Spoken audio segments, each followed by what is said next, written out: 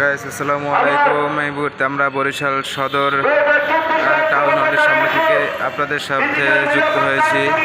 আপনাদেরকে সরাসরি দেখাচ্ছি দর্শক, রিক্সা, ব্যাটারি চালিত ভ্যান, ইজি বাইক বরিশাল জেলা শাখার পক্ষ থেকে এখানে কিন্তু কিছু শ্রমিক ভাইরা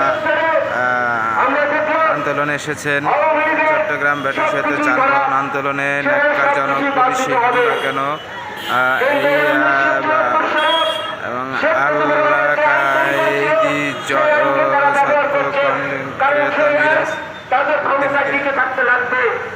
এই গ্রেপ্তারের নিঃশর্ত মুক্তি দাবি জানাচ্ছে। দর্শক জানিয়ে রাখি, গত দুদিন যাবৎ ঢাকা, চট্টগ্রাম এবং অন্যান্য জেলায় ব্যাটারি চালিত রিক্সা, অটোরিক্সা, ভ্যান এগুলোর ভাঙচুর এবং পুলিশ বাধা দিয়েছে এবং ভাঙচুর করেছে।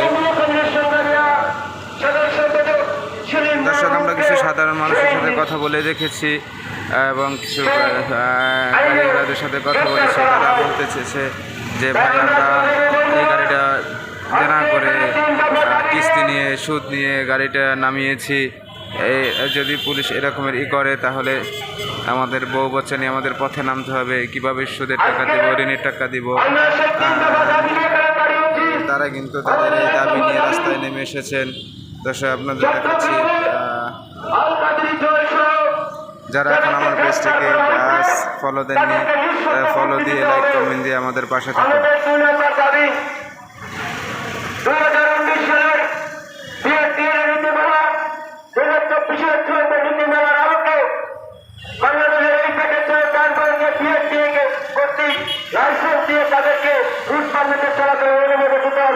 সরকারের আওতায় আনতে হবে।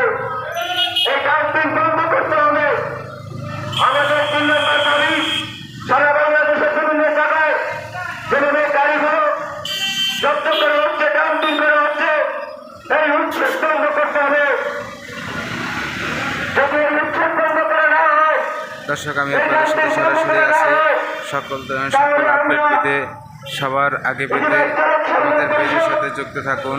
যারা এখনও ফলো দেননি তারা ফলো দিয়ে, লাইক করুন, শেয়ার দিয়ে পাশে থাকুন। সবাইকে অসংখ্য ধন্যবাদ।